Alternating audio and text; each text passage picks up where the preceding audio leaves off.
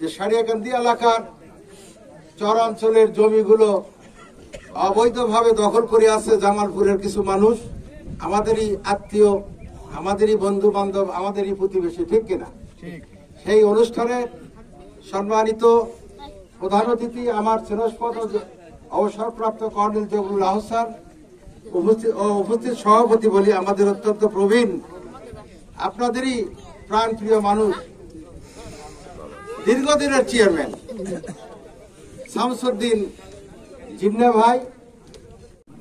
আসলে বিষয়টা হলো, আমরা যারা ইতিপূর্বে জনপ্রতিনিধি ছিলাম, এগুলোর দায়িত্ব কিন্তু জনপ্রতিনিধি, ঠিক কি বলেন? আমিও উপজেলা চেয়ারম্যান ছিলাম, আমিও ব্যর্থ।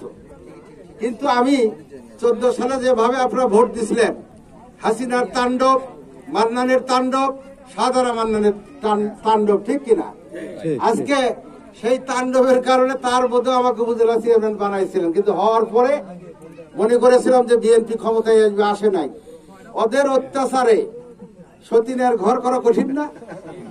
মান্নানের বউ এক মান্নান চট থাপ্পড় মারলে সেটা এক কথা, ওর বউ মনে করেন কাপড় আলোক করে মারবে আমার সাদারা মান্নান। অনেক অত্যাচার ভাইরা আমার। আমরা 54 বছরের যারা রাজনীতি এখানে নেতৃত্ব দিয়েছি, জনপ্রতিনিধি, আমরা ব্যর্থ স্বীকার করতেছি। কিন্তু আমি উপজেলা চেয়ারম্যান যখন ছিলাম, তখন এই মির্জা আজম, এই সন্ত্রাসী, আজকে তার কর্মকাণ্ড কানে আসতো, কিন্তু আমার কাছে কেউ যায় নাই। আমি উপজেলা চেয়ারম্যান যায় নাই, কারণ কি? আমার কাছে মান্নান সাহেব যেতে দেয়নি। এই ব্যাপারে শুনতেছিলাম, কাজ যে করবো, যেতে হবে তো, বলতে হবে তো, নাকি বলেন? শুধু বিক্ষিপ্ত ভাবে না। তো যাই হোক, আজকে আমাদের সুযোগ আসছে। আপনারা দেখেন, এমন সুযোগ 5 তারিখের পরে যে আলেমেরা ওয়াজ করতে পারে নাই, কথা বলতে পারে নাই, তারা 5 তারিখের পরে মনের সুখে গ্রাম বাংলা সারা দেশে আজকে শুধু হাসিনার বিরুদ্ধে পালাবো না, পালাবো না, নাকি এগুলা গজল শুরু করে দিয়েছিল, ঠিক কিনা?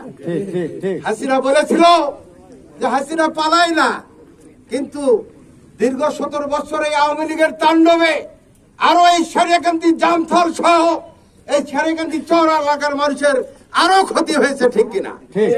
এমন ক্ষতি করেছিল, এমন ক্ষতি করেছে। ইতিপূর্বে যে বলল শাকিল যে সীমানা পিলার এখানে গাড়ি ছিল, কিন্তু আপনারা, আমরা জানি, অত্যন্ত সচেতন জামতলের মানুষ, এই কাজলার মানুষ। আমার বিশ্বাস আজকে আমার ভাই জগলুল যে নেতৃত্ব দিচ্ছে, আরো নেতৃবৃন্দ যে উদ্যোগ নিয়েছে, আপনারা এখানে যদি সহযোগিতা করেন, পেছনে থাকেন, ইনশাআল্লাহ এই জমির যে বিশৃঙ্খলা, সীমানার বিশৃঙ্খলা সমাধান অবশ্যই হবে, আমার বিশ্বাস।